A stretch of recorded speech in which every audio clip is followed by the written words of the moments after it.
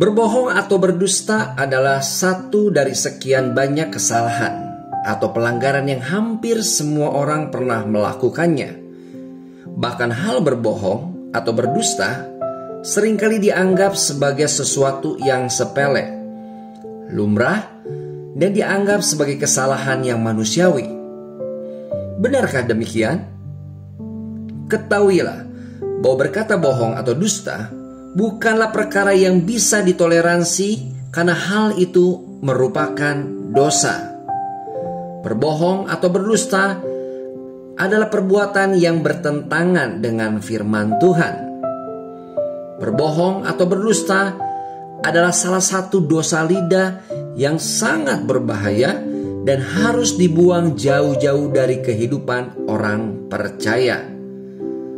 Alkitab mencatat dalam Amsal 6 ayat 17 bahwa bohong atau dusta adalah satu di antara 7 perkara yang sangat dibenci Tuhan. Sebagai orang percaya, kita harus bisa menjaga lidah kita dari ucapan-ucapan yang menipu. Jika tidak, kita bukan hanya akan menjadi batu sandungan bagi orang lain, tetapi juga mempermalukan nama Tuhan.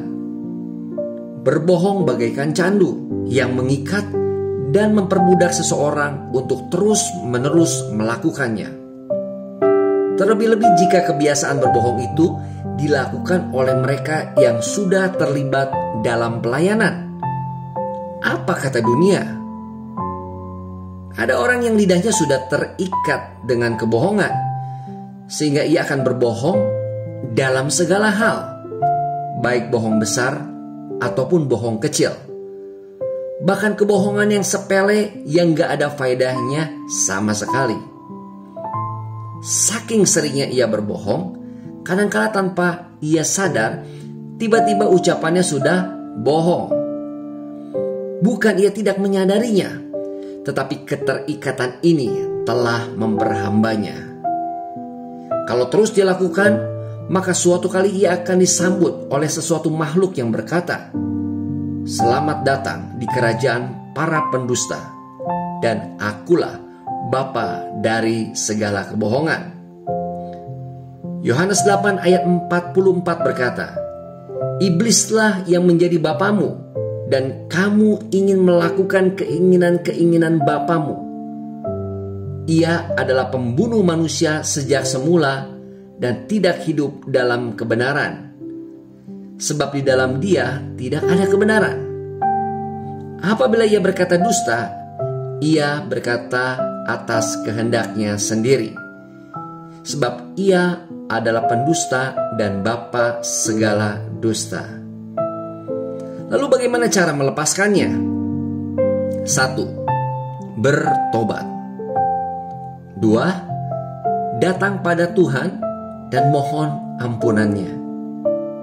3. Minta Roh Kudus ambil alih kendali atas lidah kita.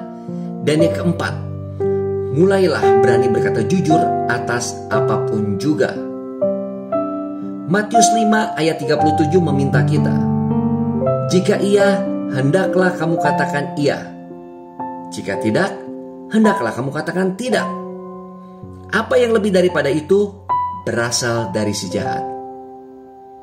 Saudara, jika kita terikat oleh dosa kebohongan, lakukanlah 4 langkah pertobatan di atas. Dan percayalah, Allah akan menolong dan memberikan kekuatan bagi setiap orang yang mau hidup benar di hadapannya. Amin.